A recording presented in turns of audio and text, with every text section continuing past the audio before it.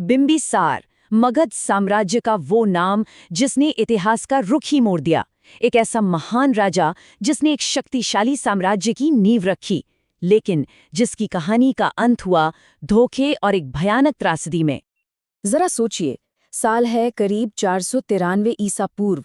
एक साम्राज्य का संस्थापक जिसने अपनी मेहनत और दूरदर्शिता से सब कुछ बनाया था, उसे उसी के अपने बेटे ने, उसी के खून ने गद्दी से उतार दिया, जेल में डाल दिया और आखिर में मार डाला।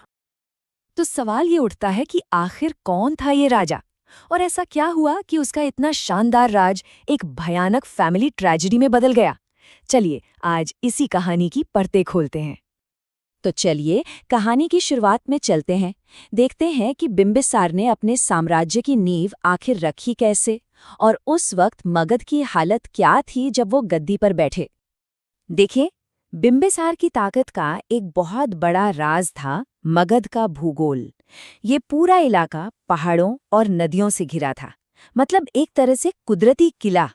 और उनकी राजधानी राजगीर तो 5 पहाड़ियों के बीच बसी थी। उस पर हमला करना भाई लगभग नामुमकिन था।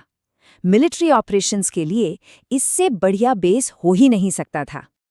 और इसी सुरक्षित अड्डे से अपने साम्राज्य को फैलाने और बचाने के लिए बिंबिसार ने एक बहुत ही मजबूत, ऑर्गेनाइज्ड और उस जमाने के हिसाब से मॉडर्न चतुरंगिनी सेना तैयार की, मतलब 4 हिस्सों वाली सेना। तो इस सेना के 4 हिस्से थे। सबसे पहले पैदल सैनिक, जो सेना की रीढ़ थे। फिर आते थे फुर्तीले घुड़सवार, जो बिजली की तेजी से हमला करते थे। रथ भी थे, जो उस दौर में सेना का एक अहम हिस्सा हुआ करते थे। और हाँ, उनका सबसे बड़ा तुरुप का इक्का, युद्ध हाथी। कहते हैं बिंबिसार हाथियों का इस्तेमाल करने में इतने माहिर थे कि दुश्मन की सेना में खौफ पैदा कर देते थे। पर देखिए, सिर्फ सेना से तो काम नहीं चलता।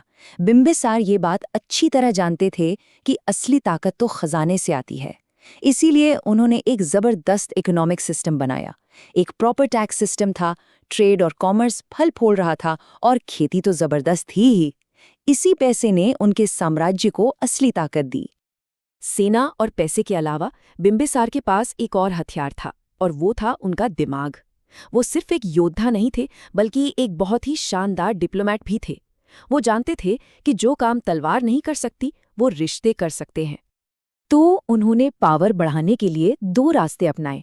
एक तरफ जहां जरूरत पड़ी वहां तलवार उठाई, जैसे पूर्व में अंग राज्य को जीतने के लिए। तो दूसरी तरफ उन्होंने डिप्लोमेसी का ऐसा इस्तेमाल किया जिसकी मिसाल दी जाती है, और इसका सबसे बड़ा जरिया थी शादियां। उन्होंने कोसल, लिच्छवी और यहाँ तक कि पंजाब के शक्तिशाली राजघरानों में शादियां की। इससे हुआ ये कि उनके सहयोगियों का एक ऐसा नेटवर्क बन गया जिसने उनके राज्य को चारों तरफ से महफूज कर दिया। सच कहूं तो इन शादियों ने उन्हें वो स्थिरता दी जो शायद कई लड़ाइयां भी नहीं दे पाती। अच्छा, बिंबिसार के राज का एक और मजबूत पिलर था उनका सभी धर्मों के प्रति सम्मान। ये सिर्फ उनका निजी विश्वास नहीं था, बल्कि एक बहुत ही स्मार्ट पॉलिटिकल मूव भी था। कहते हैं कि उनकी रानी चलन्ना उन्हें जैन धर्म के करीब लाईं, और तो और बिंबिसार ने खुद महावीर स्वामी से मुलाकात की और उनका बहुत सम्मान किया। वो चाहते थे कि उनके राज में सभी धर्मों को आगे बढ़ने का मौका मिले।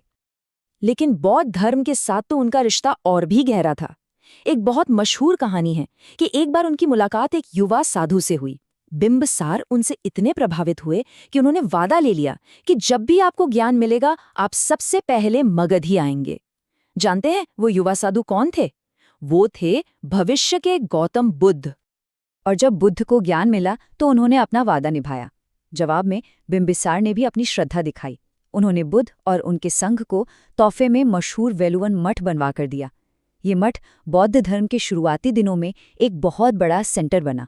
ये दिखाता है कि बिंबिसार कितने दूरदर्शी थे। और अब कहानी वापस उसी मोड़ पर आती है जहां से हमने शुरू किया था, उस साजिश पर जिसने बिंबिसार की जिंदगी का दुखद अंत लिखा। तो आखिर ये सब हुआ कैसे?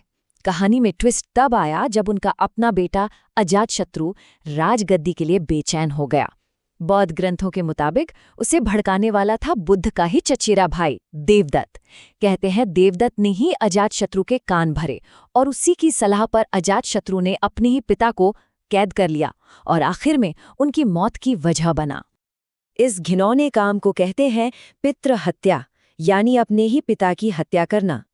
ये एक ऐसा दाग था जो अजातशत्रु के नाम के साथ इतिहास में हमेशा के लिए जुड़ गया।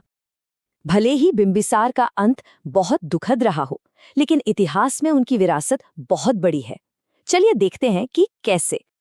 बिंबिसार को भारत का पहला ऐसा बड़ा राजा माना जाता है जिनका वजूद सिर्फ कहानियों में नहीं बल्कि पक्के तौर पर ऐतिहासिक सबूतों के साथ साबित किया जा सकता है। वो इतिहास के पन्नों में एक जीती जागती असरदार शख्सियत है। और उनका काम इतना ज़रूरी इसलिए है क्योंकि उन्होंने मगध में जिस एडमिनिस्ट्रेटिव और पॉलिटिकल सिस्टम की नींव डाली थी, उसी नींव पर आगे चलकर चंद्रगुप्त मौर्य ने अपना विशाल मौर्य साम्राज्य खड़ा किया। वो साम्राज्य जिसने लगभग पूरे भारत को एक कर दिया था। तो आखिर में बिंबिसार की कहानी हमें एक बहुत बड़े सवाल के साथ छोड़ जाती है कि ताकत से साम्राज्य तो बनाए जा सकते हैं, पर क्या वही ताकत परिवार को टूटने से बचा सकती है?